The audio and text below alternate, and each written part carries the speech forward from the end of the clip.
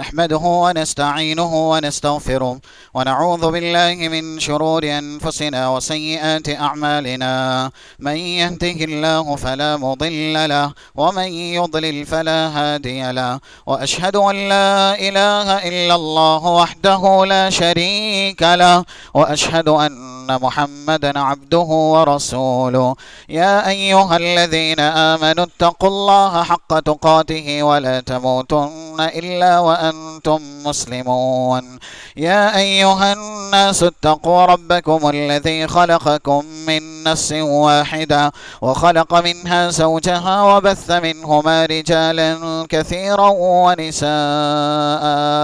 واتقوا الله الذي تساءلون به والأرحام إن الله كان عليكم رقيبا يا أيها الذين آمنوا اتقوا الله وقولوا قولا سديدا يصلح لكم أعمالكم ويغفر لكم ذنوبكم ومن يطع الله ورسوله فقد فاز فوزا عظيما أما بعد فإن خير الحديث كتاب الله وخير الهدي هدي محمد صلى الله عليه وسلم وشر الأمور محدثاتها وكل محدثة بدعة وكل بدعة ضلالة وكل ضلالة في النار قال الله سبحانه وتعالى في كلامه المجيد أعوذ بالله من الشيطان الرجيم ومن يرد الله فتنته فلن تملك له من الله شيئا أولئك الذين لم يرد الله أن يطهر قلوبهم لهم في الدنيا خزي ولهم في الآخرة عذاب عظيم خطبہ مسونہ کے بعد سورۃ المائدہ کی 41 نمبر کی آیت کا ایک ٹکڑا ابھی آپ کے سامنے پڑھا گیا۔ قرآن اور حدیث کی مناسبت سے مختصر سے وقت میں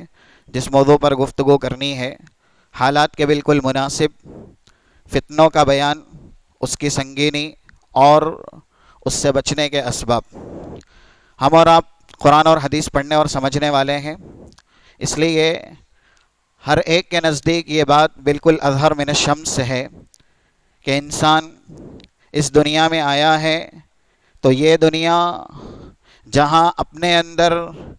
انعام اکرام اس کا ذخیرہ رکھتی ہے، اسی طرح دوسری طرف یہ دنیا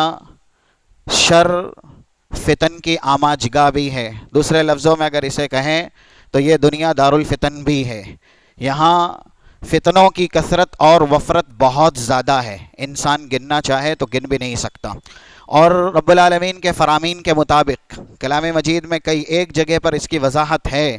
انسان کبھی نہ کبھی کسی نہ کسی فتنے میں ضرور گرفتار کیا جائے گا۔ جیسا کہ اللہ نے ایک موقع سے کہا سورۃ العنکبوت کی آیت نمبر 23 میں، احسب الناس ان يتركوا ان يقولوا آمنا وهم لا يفتنون وَلَقَدْ فَتَنَّا الَّذِينَ مِنْ قَبْلِهِمْ فَلَيَعْلَمَنَّ اللَّهُ الَّذِينَ صَدَقُوا وَلَيَعْلَمَنَّ الْكَاذِبِينَ۔ کیا لوگوں نے یہ گمان کر لیا کہ وہ محض آمنا کہہ دیں گے، لا الہ الا اللہ اس جملے کا دعویٰ کر دیں گے تو وہ نجات یافتہ ہو جائیں گے؟ وَهُمْ لَا يُفْتَنُونَ، کیا وہ فتنے میں واقع نہیں کیے جائیں گے، فتنے میں گرفتار نہیں کیے جائیں گے؟ وَلَقَدْ فَتَنَّا الَّذِينَ مِنْ قَبْلِهِمْ، اللہ کہتا ہے یہ ہمارا دستور اور منشور رہا ہے، ہم نے سابقہ ساری امتوں کو فتنوں میں گرفتار کیا، انہیں آزمایا۔ اس لیے کلام مجید میں سورۃ البروج کی آیت نمبر 10 میں اللہ ارشاد فرماتا ہے، ان الذین فتنوا المؤمنین والمؤمنات، یقیناً جن لوگوں نے مومن مرد یا مومن خواتین کو فتنے میں ڈالا، گویا کہ آیت کریمہ بتاتی ہے اہل ایمان بھی فتنے میں ڈالے جائیں گے۔ رسول اکرم صلی اللہ علیہ وسلم نے اپنی بہت سی احادیث میں اس بات کی صراحتاً غمازی کی ہے کہ اس امت میں جہاں خیر و برکت دوسری امتوں کے مقابل بہت زیادہ ہے، اسی طرح اس امت میں فتنے بھی بہت زیادہ ہے، جیسا کہ صحیح مسلم کے ایک روایت اس طرف اشارہ کرتی ہے، 2885 جس کا نمبر ہے، اشرف رسول اللہ صلی اللہ علیہ وسلم علی اطم من اطام المدینہ، اللہ کے نبی صلی اللہ علیہ وسلم مدینے کی ایک بڑی اور بلند جگہ پر تشریف لے گئے، ایک ٹیلے پر تشریف لے گئے۔ آپ نے وہاں صحابہ سے سوال کیا، ہل ترون ما ارا، کیا وہ تم دیکھ سکتے ہو جو میں دیکھ رہا ہوں؟ صحابہ نے کہا ہم وہ نہیں دیکھ سکتے۔ رسول اکرم صلی اللہ علیہ وسلم نے ارشاد فرمایا، انی لا اری الفتن خلال بیوتکم کمواقع القطر، جیسے بارش کے قطرات تیزی سے برستے ہیں، میں تمہارے بیچ تمہارے گھروں پر فتنوں کو نازل ہوتے ہوئے ویسے ہی دیکھ رہا ہوں۔ یہ حدیث بتاتی ہے کہ فتنے جو جو انسان زندگی گزارتے جائے گا، زندگی سے دور اور موت سے قریب ہوتا جائے گا، فتنوں کی سنگینی بڑھتی جائے گی۔ صحیح بخاری کی ایک روایت ہے 1036 جس کا نمبر ہے، رسول اکرم صلی اللہ علیہ وسلم ارشاد فرماتے ہیں، لا تقوم الساعة حتى يقبض العلم وتكثر الزلازل وتظهر الفتن ويتقارب الزمان ويكثر الحرج، قیامت نہیں آئے گی یہاں تک کہ علم شرع، علم دین اٹھا لیا جائے گا اور ایسے ہی زلزلے زیادہ ہو جائیں گے۔ آپ نے جہاں یہ ارشاد فرمایا قیامت کے قریب قریب علم دین اٹھے گا، زلزلے زیادہ ہوں گے، وہاں یہ بھی کہا وَتَظْهَرَ الْفِتَنِ، فتنے بہت زیادہ ہو جائیں گے۔ یہ حدیث بھی بتاتی ہے یکے بعد دیگرے انسان فتنوں میں واقع ہی ہوگا۔ اب یہ احادیث، قرآن اور احادیث کی روشنی میں یہ تو پتہ چل گیا کہ انسان فتنوں کا شکار کیا جائے گا۔ ہم میں کہا ہر ایک انسان کسی نہ کسی طرح سے دینی اعتبار سے، دنیاوی اعتبار سے کبھی نہ کبھی آزمایا جائے گا، چاہے وہ اپنے اولاد میں آزمایا جائے، اپنے نفس میں آزمایا جائے، ذریعہ معاش میں آزمایا جائے، سماج اور معاشرے کی جو برائیاں ہیں اس میں آزمایا جائے، جیسا کہ رسول اکرم صلی اللہ علیہ وسلم کا ایک فرمان صحیح مسلم کے اندر موجود ہے 144 جس کا نمبر ہے، کتاب الایمان کے اندر، فتنۃ الرجل فی اہلہ ومالہ وجارہ وولدہ، انسان کا فتنہ کبھی کبھی اس کے نفس میں بھی ہوتا ہے، کبھی اس کے اولاد میں بھی ہوتا ہے، کبھی اس کے مال میں ہوتا ہے، کبھی اس کے پڑوسی میں ہوتا ہے، یعنی فتنوں کی یہ وفرت ہے۔ اور ایسے ہی صحیح الجامع میں ایک روایت موجود ہے 1990 جس کا نمبر ہے، جب رسول اکرم صلی اللہ علیہ وسلم کے پاس آپ کے دو نواسے حسن اور حسین چھوٹے ہی تھے، عہد طفل میں تھے، دوڑتے ہوئے آئے، اللہ کے نبی صلی اللہ علیہ وسلم نے ان کو گلے سے لگایا، چپکایا، صحابہ دیکھ رہے تھے آپ کی محبت کو، پھر آپ نے امت کی رشد و ہدایت کے لیے یہ فرمان ارشاد فرمایا، ان الولد مجبنۃ محزنۃ مجہلۃ،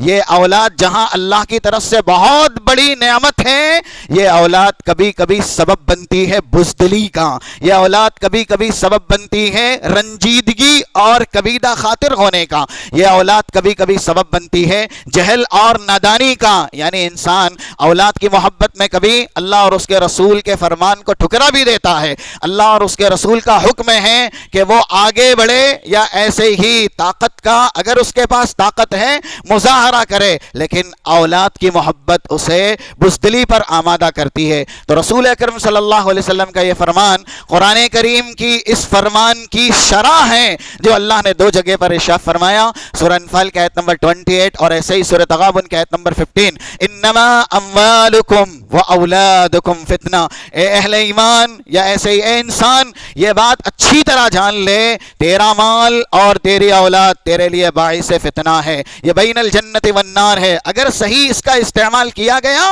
تو یہی مال اور یہی اولاد دخول جنت کا سبب بنیں گے، اور اگر کہیں اس کے فتنے میں واقع ہو کر کے قرآن اور حدیث سے اعراض کیا گیا، اللہ اور اس کے رسول کی نافرمانی کی گئی، تو یہی مال اور یہی اولاد دوزخ میں جانے کا سبب بھی بنتے ہیں۔ ہیں۔ بہرحال فتنے بہت زیادہ یہ ہم نے سن لیا، اب اصل کامیابی یہ ہے کہ انسان فتنوں سے بچ جائے۔ فتنوں سے بچنا یہ کتنی بڑی کامیابی ہے، فرمان رسول کو سماعت کیجئے۔ ابو داؤد کی ایک روایت ہے 4263 جس کا نمبر ہے، رسول اکرم صلی اللہ علیہ وسلم ارشاد فرماتے ہیں ان السعید لمن جنب الفتن، ان السعید لمن جنب الفتن، یہ 3 بار آپ نے کہا، یقیناً نیک بختی کامیابی اسی کا مقدر ہے جو فتنوں سے بچا لیا جائے گا۔ اللہ کے نبی کیا کہہ رہے ہیں؟ کامیابی اس کا مقدر ہے جو فتنوں سے بچا لیا جائے گا، یہ 3 بار آپ نے ارشاد فرمایا۔ اب یہ بات ہم نے جان لی کہ انسان اگر فتنوں سے بچے گا تو وہ جنت میں جائے گا،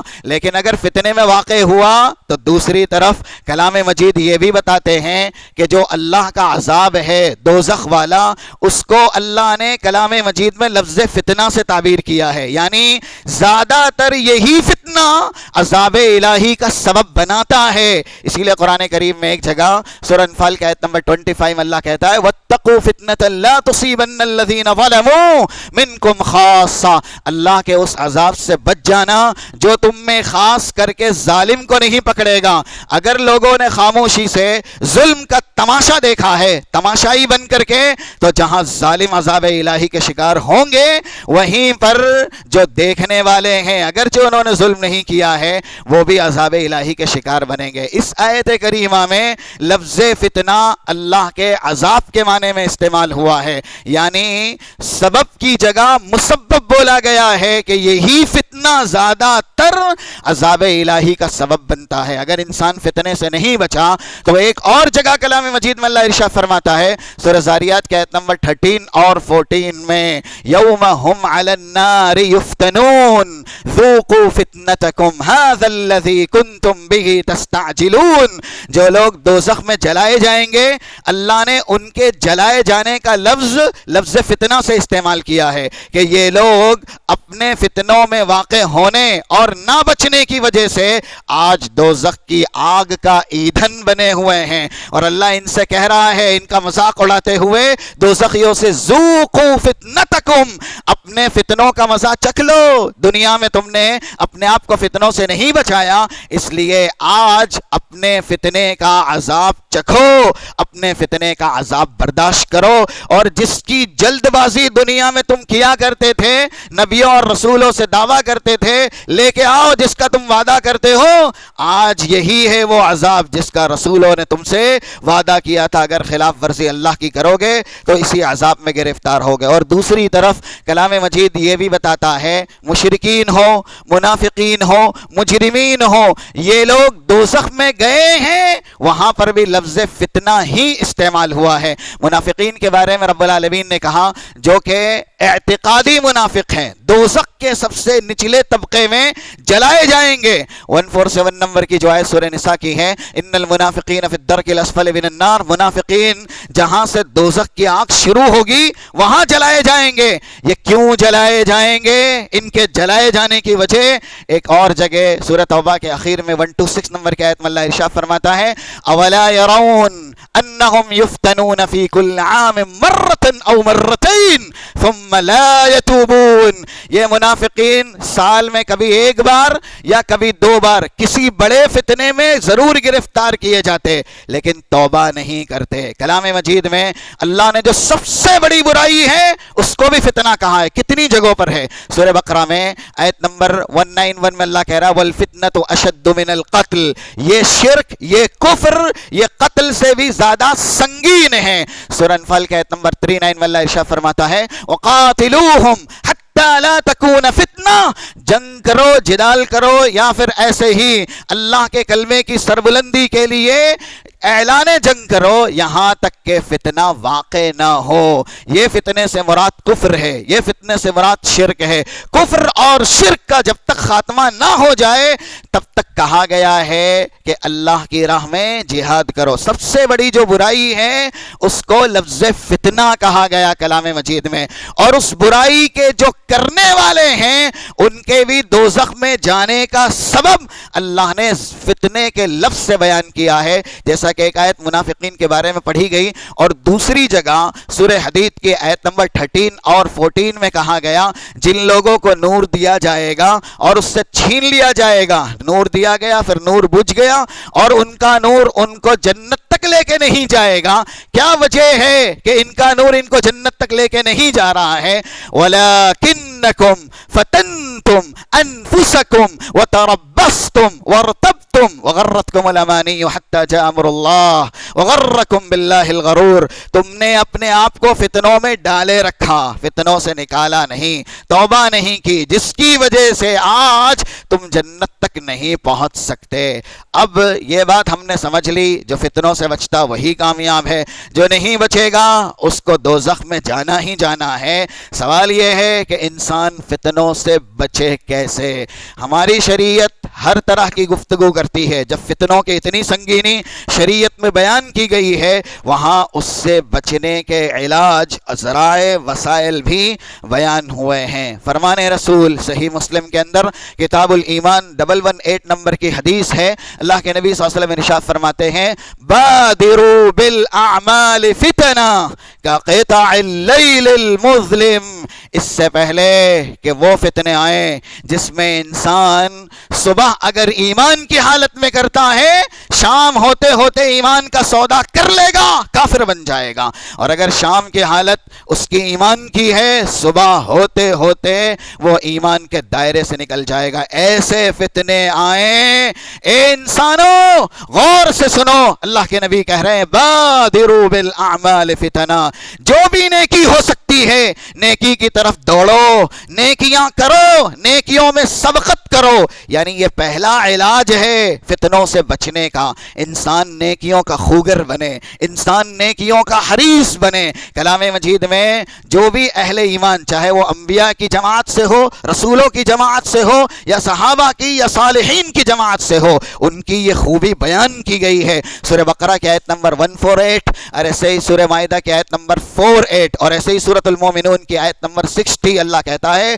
فاستبقوا الخیرات, یہ لوگ نیکیوں کی طرف بڑھنے والے تھے, حکم دیا گیا نیکیوں کی طرف سبقت کرو. صحابہ کرام جن کی فضیلت کے لیے صرف یہی ایک حدیث پیش کی جائے نا تو یہ کافی ہے. ابو داؤد کے اندر 4650 جس کا نمبر ہے, اللہ کے نبی صلی اللہ علیہ وسلم ارشاد فرماتے ہیں جہاں آپ نے کہا ابو بکر جنت میں ہے, عمر جنت میں ہے, عثمان جنت میں ہے, علی جنت میں, عشرہ مبشرہ کا ذکر کیا, پھر ایک عام صحابی کی آپ نے فضیلت بیان کی. لمشہد رجل منہم مع رسول اللہ یغبر وجہہ فی, اگر صحابہ کی جماعت میں سے ایک نے بھی رسول کے ساتھ کسی غزوے میں شرکت کی ہے اور میدان جہاد کی دھول بھی اس کے چہرے پر اڑ گئی ہے, وہ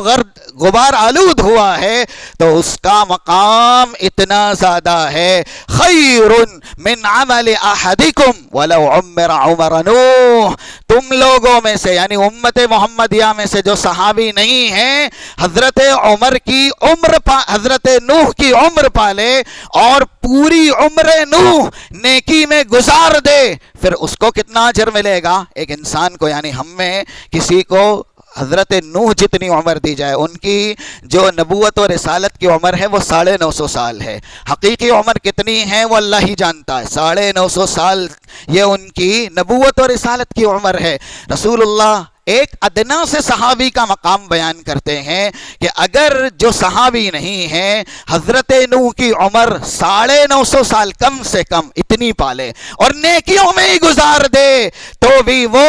اس صحابی کے مقام اور رتبے کو نہیں پہنچ سکتا. کیوں اللہ نے اتنا بڑا مقام بیان کیا صحابہ کا؟ اس کی ایک وجہ کلام مجید میں موجود ہے. سورۃ المومنون کی آیت نمبر 65, اولئک یسارعون فی الخیرات, یہ نیکیوں کے خوگر تھے, یہ نیکیوں کی طرف سبقت کرنے والے تھے, چھوٹی ہو بڑی ہو کوئی سی بھی نیکی ہو یہ نیکیاں کرتے تھے. ہم اور آپ نیکیوں کے خوگر بنے. آج کل کے حالات ماحول کا تقاضا یہی ہے، جتنی نیکیاں کریں گے دنیا کے اعتبار سے بھی اور اخروی اعتبار سے بھی امن و امان میں رہیں گے۔ نیکیاں بسا اوقات انسان کو موت کے منہ سے زندگیاں دلاتی ہے، یہ نیکیوں کا کمال ہے۔ قبر کے عذاب سے، میدان محشر کی سختیوں سے، دوزخ کی سختیوں سے بچانے والی انسان کی نیکیاں ہی ہیں۔ اس لیے رسول کہہ کر کے گئے بادروا بالاعمال فتنا، فتنے آئیں گے، ان کے آنے سے پہلے نیکیوں کا ذخیرہ کرو۔ 115 نمبر کی صحیح بخاری کی ایک حدیث ہے۔ اس حدیث میں رسول اکرم صلی اللہ علیہ وسلم جب ایک بار نیند سے بیدار ہوتے ہیں، آپ نے خواب دیکھا، اور یہ حدیث ہے، آپ ارشاد فرماتے ہیں لا الہ الا اللہ سبحان اللہ ماذا انزل من الفتن وماذا انزل اللیلة من الخزائن۔ اللہ کے نبی صلی اللہ علیہ وسلم کو اللہ نے جو فتنے قیامت تک ہونے والے تھے وہ رات میں دکھائے، اور ایسے ہی امت کے لیے جو کامیابیاں تھیں، جو قیصر و کسریٰ کا مال یا ان کی جائیداد صحابہ کو یا آپ کی امت کو ملنے والی تھی، وہ بھی ایک طرف بطور بشارت دکھائی۔ تو جیسے ہی رسول اللہ نے فتنوں کے تعلق سے خواب دیکھا، آپ ام سلمہ رضی اللہ عنہا ام المومنین کے گھر پہ آرام کر رہے تھے، سو رہے تھے، آپ نے بلند آواز سے کہا ایقظوا صواحب الحجرات۔ یہ کمرے والیاں یعنی ام المومنین کی طرف اشارہ ہے، رسول اپنی بیویوں سے خطاب کر رہے ہیں، اے بیویاں اٹھ جاؤ، نماز پڑھ لو، تہجد پڑھ لو۔ آپ نے جب فتنوں کی سختی دیکھی تب یہ کہا، اپنی بیویوں سے کہا ایقظوا صواحب الحجرات، یہ کمرے والیوں کو یا پھر روم والیوں کو کوئی بیدار کرے، انہیں نماز پڑھنے کی کوئی تلقین کرے۔ رب کاسیۃ فی الدنیا عاریۃ فی الآخرہ، کیونکہ مجھے بتایا گیا ہے بہت سی ایسی عورتیں ہیں جو دنیا میں کپڑا پہنی ہوئی ہیں لیکن آخرت میں وہ برہنہ ہوگی۔ اس کی بہت سی تعویل بتائی گئی ہے، صاف سی تعویل تو یہی ہے کہ اگر عورت نے دنیا میں ایسا کپڑا پہنا ہے جو کپڑا پہنتے ہوئے بھی برہنہ نظر آ رہی ہے، بے پردہ نظر آ رہی ہے، تو کل آخرت میں اس کے دامن میں کچھ بھی نہیں ہوگا، وہ اللہ کے عذاب کی شکار ہوگی۔ اور دوسرا معنی یہ بیان کیا گیا ہے، یہ رسول کی بیویاں یہ نہ سمجھ لے کہ اللہ نے دنیا میں ہمارا مقدر اتنا حسین کیا ہے کہ ہمیں سب سے بہترین شوہر کی زوجیت میں اللہ نے زوجیت کا حق ادا کیا ہے۔ ظاہر ہے ام المومنین بننا یہ ہر کسی عورت کا مقدر نہیں ہے، اس زمانے میں جس کو اللہ نے چنا وہی رسول کی زوجیت میں آئی۔ اگر یہ خواتین امہات المومنین یہ تصور کرتی ہیں کہ ہمارے نبی، ہمارے شوہر امام الانبیاء والمرسلین ہیں، ان کی زوجیت میں آ گئے بس جنت مل گئی، تو ان کی یہ سوچ غلط ہے، کیونکہ اگر اللہ نے اتنا حسین موقع دیا ہے، روئے زمین کے سب سے نیک انسان کی صحبت تمہیں عنایت کی ہے، تم نے عمل نہیں کیا تو کل آخرت میں نجات یافتہ نہیں ہو سکو گی۔ اس حدیث سے بھی پتہ چلتا ہے کہ جب رسول اللہ نے فتنوں کو دیکھا، اپنی خواتین سے، اپنی بیویوں سے کہا نیکیاں کرو، تو نیکیاں انسان کو فتنوں سے بچاتی ہے۔ اور انہی نیکیوں میں، کیونکہ نیکیاں بہت زیادہ ہے، کچھ خاص نیکیاں ہیں، اگر انسان کر لے تو وہ فتنوں سے بچ جاتا ہے۔ جیسا کہ ایک حدیث ہے 2739 نمبر کی سلسلہ صحیحہ میں، وہ صحابی جنہوں نے سب سے زیادہ فتنوں کی حدیث بیان کی ہے، اگر صحیح مسلم میں 2892 نمبر کی حدیث دیکھی جائے تو ابو حذیفہ بن الیمان یہ کہتے ہیں، میں سب سے زیادہ فتنوں کے بارے میں پورے صحابہ کی جماعت میں جاننے والا ہوں، کیونکہ میں رسول اللہ صلی اللہ علیہ وسلم سے ہمیشہ برائی کے تعلق سے سوال کرتا تھا، برائی سے بچنے کے لیے۔ تو صحابی جس کا یہ بیان ہے کہ میں سب سے زیادہ فتنوں کے بارے میں جاننے والا ہوں، میں نے رسول سے سب سے زیادہ فتنوں کی حدیث سیکھی ہے، حذیفہ بن الیمان، جب وہ ایک بار اللہ کے نبی سے کہتے ہیں، اللہ کے نبی آپ نے فتنوں کی اتنی سنگینی بتائی ہے، اتنی خطرناکی بتائی ہے، علاج بھی بتا دیجئے، بچا کیسے جائے۔ اس موقع پر اسی صحابی کو جنہوں نے پورے صحابہ کی جماعت میں سب سے زیادہ فتنوں کی حدیث بیان کی ہے. اللہ کے نبی کہتے ہیں یا حذیفہ تعلم کتاب اللہ، تعلم کتاب اللہ. 3 بار آپ نے کہا حذیفہ اگر فتنوں کی خطرناکی سے، المناکی سے، دردناکی سے بچنا چاہتے ہو تو پھر اللہ کی کتاب کا علم حاصل کرو، اللہ کی کتاب کو سمجھو. آج ہم اور آپ کا المیہ یہ ہے، روئے زمین پر قرآن کو چھوڑ کر کے کوئی بھی ایسی کتاب نہیں ہے جسے انسان سمجھتا نہیں ہو اور سب سے زیادہ پڑھتا ہو. قرآن ہی ایک ایسی کتاب ہے جسے انسان سمجھتا نہیں ہے پھر بھی پڑھتے جاتا ہے. اگر کوئی دوسری کتاب ہو تو ایک صفحہ بھی انسان بغیر سمجھ کے، اس کی زبان نہیں ہے، وہ نہیں سمجھتا، کبھی نہیں پڑھے گا، کبھی ہاتھ نہیں لگائے گا. قرآن کریم بغیر سمجھ کے نہیں پڑھنا ہے. اللہ نے اس کتاب ہدایت کا مقصد نزول بیان کیا ہے. سورہ صاد کی آیت نمبر 29 کتاب انزلناہ الیک مبارک لیدبروا آیاتہ. اے نبی ہم نے آپ کی طرف اپنی سب سے برکت والی کتاب کس لیے نازل کی؟ تاکہ یہ امتی ان کی آیات میں غور و فکر کرے، قرآن کریم کی نشانیوں میں غور و خوض کرے. انسان جب سمجھے گا تب غور کر سکے گا. بات سمجھ میں آتی ہے تب غور و فکر کیا جاتا ہے، اگر بات ہی سمجھ میں نہ آئے تو غور و فکر نہیں ہوتا. قرآن کریم کا مقصد نزول ہے کہ آپ سمجھیے، سمجھیں گے تو عملی جامہ پہنائیں گے. ہمارا المیہ یہ ہے ہم صحیح سے قرآن پڑھنا نہیں جانتے، چاہے جائے کہ قرآن سمجھیں، اور جب قرآن سمجھیں گے نہیں، قرآن کریم نے جو ہدایات کی شمعیں فروزاں کی ہیں، ہدایات کی راہیں بتائی ہیں، ان راہوں کو کیسے ہم اختیار کریں گے، ان خوبیوں کو اپنی زندگی کے اندر کیسے نافذ کریں گے. اس لیے حضرت حذیفہ بن الیمان سے رسول اکرم صلی اللہ علیہ وسلم کہتے ہیں تعلم کتاب اللہ، علم حاصل کرو قرآن کریم کا. اگر ہم اپنے آپ کو، اپنی اولاد کو، اہل و عیال کو، سماج اور معاشرے کو فتنوں کی سنگینی سے بچانا چاہتے ہیں، علم دین کی شمع فروزہ کرنی ہوگی، علم دین کو روشن کرنا ہوگا، علم حاصل کرنا ہوگا. علم حاصل کرنے کی کوئی عمر نہیں ہے. قرآن کریم سے رشتہ استوار کرنا ہوگا. جیسا کہ ایک دوسری حدیث ہے 2906 نمبر کی جامع ترمذی میں، جب حضرت علی نے پوچھا تھا مل مخرج من الفتن یا رسول اللہ، اللہ کے نبی فتنوں کی لڑی سے نکلنے کا راستہ تو بتائیے. رسول اکرم صلی اللہ علیہ وسلم نے کہا کتاب اللہ، کتاب اللہ، اللہ کی کتاب ہے. اگر صحیح معنوں میں اسے کوئی پڑھتا ہے، سمجھتا ہے، اس کے مطابق زندگی گزارتا ہے، وہ فتنوں کی سنگینیوں سے بچا لیا جائے گا. اسی لیے حدیث رسول ہے 215 نمبر کی سنن ماجہ کے اندر اللہ کے نبی صلی اللہ علیہ وسلم کا یہ ارشاد ہے ان للہ اہلین قیل من ہم یا رسول اللہ. جب رسول اللہ صلی اللہ علیہ وسلم نے کہا بندے تو ویسے سارے ہی اللہ کے ہیں، لیکن انہی بندوں کی جماعت میں سے بہت ایسے ہیں یا چند ایسے ہیں جو بہت اللہ کے خاص ہیں، بہت قریبی ہیں، اللہ کے بہت چہتے محبوب ہیں. پوچھا گیا صحابہ اللہ کے قریب بننا چاہتے تھے، محبوب بننا چاہتے تھے، چہتے بننا چاہتے تھے، من ہم یا رسول اللہ، جنہیں اللہ اپنا دوست بناتا ہے، جنہیں اللہ اپنا سب سے محبوب بندہ بناتا ہے، یہ بندہ کیسے بن سکتا ہے؟ کون ہے وہ خوش نصیب بندے جو اللہ کے بہت چہتے ہیں؟ رسول کا ارشاد سنیے، اس کو ذہن نشی کیجئے، اہل القرآن ہم اہل اللہ وخاصتہ.